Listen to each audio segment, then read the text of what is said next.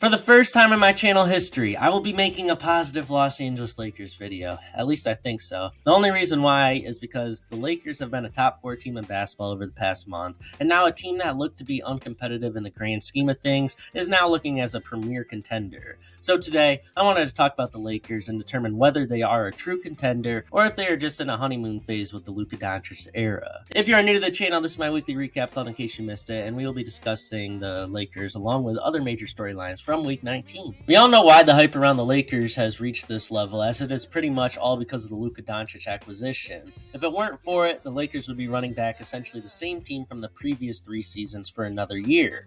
After getting destroyed by Denver the past 2 playoff runs, LA dismantled the Nuggets a week ago, and it sparked so much hype around this team being able to compete this year. This week, they would beat Dallas, Minnesota, and the other Los Angeles team, all pretty convincingly considering all 3 are playoff likely and quality teams. In these games and all the games Luka has played in, the Lakers' energy on both ends has skyrocketed to levels we haven't seen before, and with it, a team that has a glaring hole at the center spot has compensated for it with amazing defensive wings, and by being completely in sync with every player having amazing chemistry with one another. One thing we have seen from NBA teams is that no matter the deficiencies, if your team is well connected top to bottom, you can win an NBA championship and thrive in the playoffs. Success in the NBA can always be traced back to how much chemistry your team has. Boston last season, amazing chemistry top to bottom. Denver 2 years ago, amazing chemistry. Golden State in 2022, a team with clear issues, was so well connected that they won a title without being the best team on paper. The last 3 teams to win NBA titles all have a common theme of amazing chemistry, as each team had all their players buy into the system, and even a player that wasn't great individually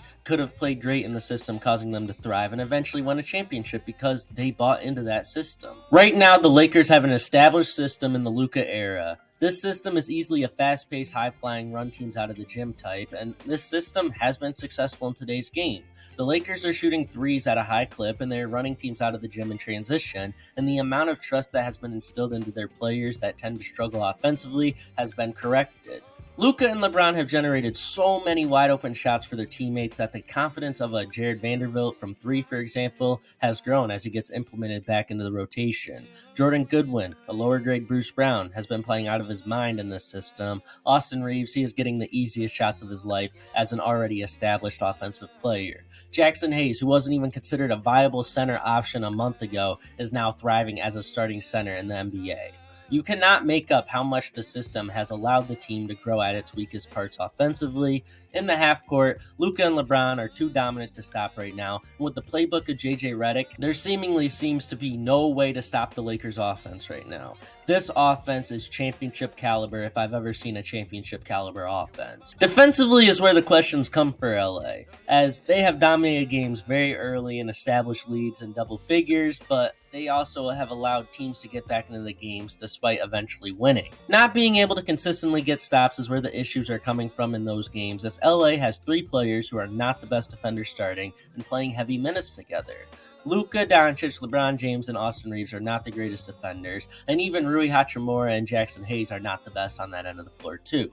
Issues on defense are going to be a reoccurring theme in every game. There's just no way around it for the Lakers. The bench unit's defense, however, that is out of the world.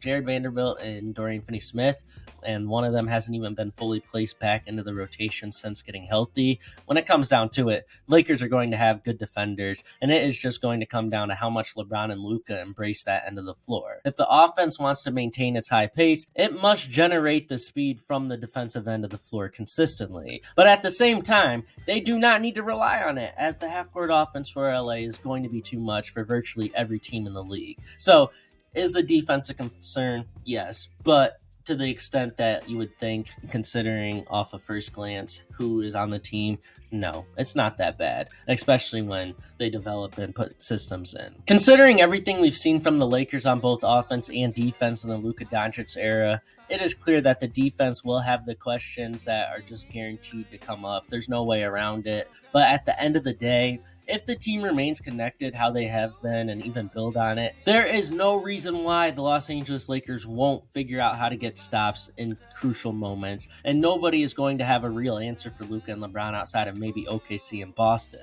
So the Los Angeles Lakers are a very good basketball team right now and will only continue to get better as LeBron and Luka grow more comfortable on offense and the team can develop the right systems defensively. This team is a legitimate contender right now. They have chemistry, they have the right pieces, and when you play well connected and have two superstars to this extent, there are not many teams that can beat you. They should be considered, at worst, the third best team in the Western Conference right now, still behind OKC, and for me, I still have Denver over them in a playoff setting. This hype around the Los Angeles Lakers is not just a honeymoon phase type.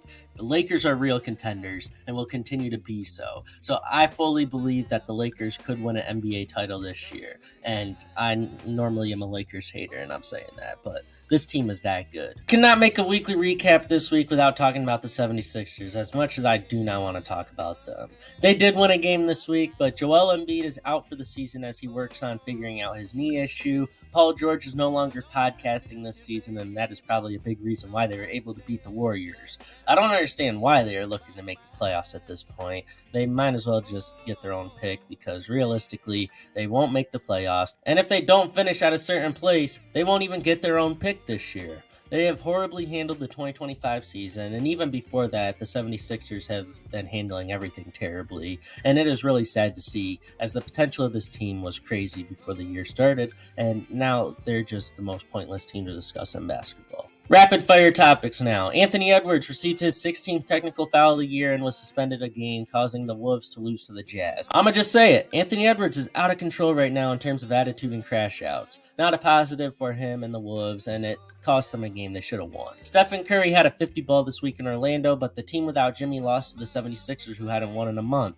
How confident are you in the Warriors? Personally, I am not confident, as the holes in chemistry still need work. The Pistons' 8-game win streak was snapped, but we need to show love to Cade, and probably more importantly after this week, Malik Beasley, who has been on a tear all year and seems to finally found his home in Detroit. Love to see it. Josh Giddey has been on a tear lately too, and Paolo Banchero went on a tear this week in his own right as well. Awards, your Week 19 MVP goes to LeBronJames for obvious reasons after this week. Your surprise player of the week is Bol Bol, as he's been playing amazing as a starter. The team of the week goes to Cleveland after getting 3 big wins in a 3-0 week. And the worst team of the week is the Memphis Grizzlies, who went 1-3 with 2 bad losses. My updated power rankings after Week 19 are on the screen now, as usual. Pause the video if you want to see those and check them out. There is a new worst team in basketball if you care.